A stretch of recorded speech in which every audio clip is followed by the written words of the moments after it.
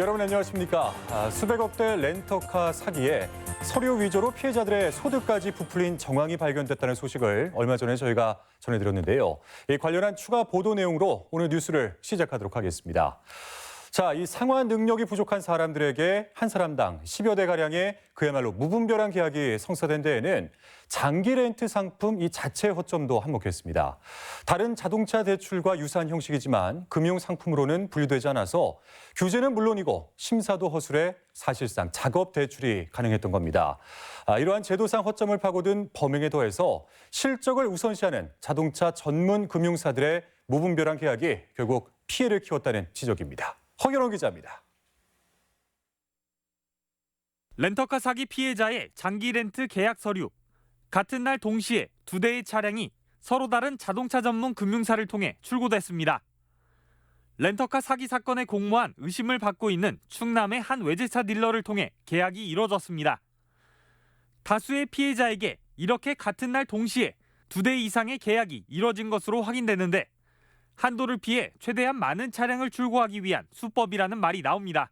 두 대를 다시 동시에 하잖아요. 2억이 필요한데 이캐피탈에서는 한 대는 정상적으로 되지만 한 대는 조금 부족할 정도의 한도가 나왔어요. 추가적으로 대출을 원하니까 다른 쪽으로 안내를 해서. 또 다른 피해자, 두 달 반 만에 무려 10대의 차량이 출고된 데 이어 소득이 없던 아내 명의로까지 한 달 만에 4대의 차량이 출고됐습니다. 최고 1억 원에 달하는 고가의 외제차만 8대. 렌터카 업체 대표는 차량별로 각기 다른 금융사를 통해 계약을 맺었습니다. 피해자 앞으로 출고된 차량이 몇 대인지 살펴볼 법도 한데 금융사들은 그저 신용과 소득만 보고 무작정 차량을 출고한 겁니다. 신용 등급이 좋으신 분들은 거기서 나오는 한도가 있으세요. 이제 그 한도 내에서 되시는 분들은 그냥 진행이 되시는 거죠. 이처럼 동시계약 꼼수에다 피해자들의 소득 수준도 무시된 출고가 가능했던 건 이들이 장기 렌트 상품에 맹점을 파고들었기 때문입니다. 렌터카 전문 회사들이 전담하고 있던 장기 렌트 시장에 자동차 전문 금융사들이 뛰어든 건 지난 2005년. 금융위원회가 렌터카 사업을 허용하면서부터였습니다.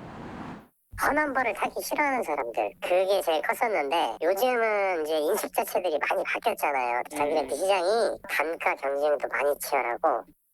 차량 소유권은 금융사가 가지고 이용자가 월 일정액의 대여료를 낸다는 점에서 기존 금융사에서 다루던 리스 상품과 별반 다르지 않은 방식인데 차량 이용자의 부채로 잡히는 리스와 달리 장기 렌트 계약은 명목상 금융상품이 아니라서 채무로 간주되지 않는다는 점이 다릅니다. 렌트 같은 경우는 이게 금융상품이 아니다 보니까 저 은행 쪽이나 여기에 통합적으로 표시가 바로 안 될 겁니다.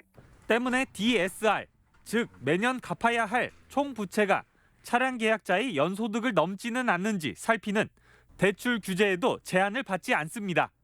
결국 금융사들은 계약자의 위험 부담은 살피지도 않고 대출 한도나 신용도에 영향이 없다는 점을 내세워 상품 판매에만 몰두했다는 겁니다.